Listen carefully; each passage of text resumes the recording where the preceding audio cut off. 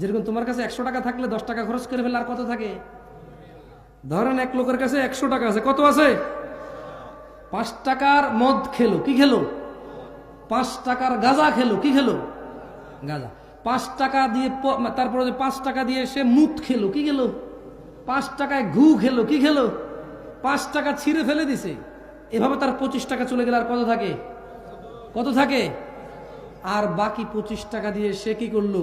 এইভাবে পেঁচাইয়া সিগারেট জ্বালায় খাইয়ে ফেললো। বাকি 25 টাকা কি করলো? এইভাবে পেঁচাইয়া সিগারেট বানাইয়া এর ভিতরে সাদা পাতা জর্দা মর্দা বুংবাং দিয়া উড়াই দিল। তার কাছে আর কত থাকে? এবার যদি এই 50 টাকার নোট ভূগোল নিচে নিয়ে যদি দৌড়াদৌড়ি করে, এটা 100 টাকা হবে? বালিশের নিচে রেখা 100 হবে? হবে 100 টাকা? এমনি এমনি ঘষাঘষি করলে হবে? ছোট ভাই, যৌবনটাও তো এরকম আল্লাহ দেওয়া রিজিক। যতটুকু আল্লাহ রিজিক দিয়েছে অতটুকুই।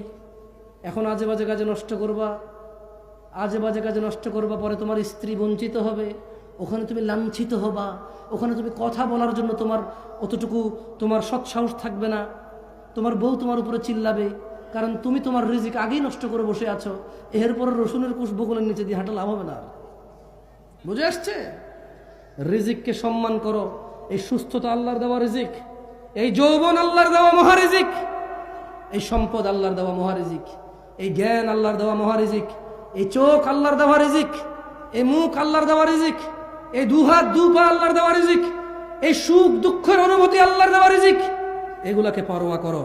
আন আবি হুরায়রা রাদিয়াল্লাহু আনহু, ও ভাইরা আমার, জান্নাতের দরজা খুলবে সামনের মাসে। কারা কারা ওই দরজায় প্রবেশ করবে সিদ্ধান্ত নিয়ে নাও। আবু হুরায়রা রাদিয়াল্লাহু আনহু থেকে বর্ণিত, তিনি বলেন রাসূলুল্লাহ সাল্লাল্লাহু আলাইহি ওয়াসাল্লাম বলেছেন, এটাও জাবের এটা হচ্ছে আবু হুরায়রা রাদিয়াল্লাহু আনহু থেকে বর্ণিত, তিনি বলেন রাসূল সাল্লাল্লাহু আলাইহি সাল্লাম বলেছেন, ইযা জাআ রমাদান ফুতিহাত আবওয়াবুল জান্নাহ, জান্নাতের দরজাসমূহ খুলে দেওয়া হয় যখন রোজা আসে। কোন দরজা খুলে? যেতে চাও? তাহলে কি করতে হবে? অ্যাট লিস্ট কমসে কম কি করতে হবে? যদি কোনো মানুষ জান্নাতে যেতে চায়, ও কমসে কম দিনে কয়বার নামাজ পড়তে হবে? কমসে কম কত রাকাত?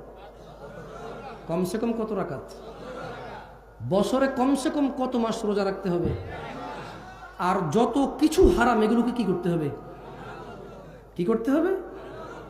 এবং সে বাকি হালালকে হালাল বলবে, কিন্তু সেই ইবাদত করবে না। মানে ওই লোকের কথা বলতেছি, ওই ব্যক্তি যিনি আপনাদেরকে না করছেন না, যারা যারা লেখাছেন টাকা দিবেন, পরে বলেন না যে ভাই আমি আর কিচ্ছু করবো না, শুধু নামাজ পড়ে রোজা রাখবো।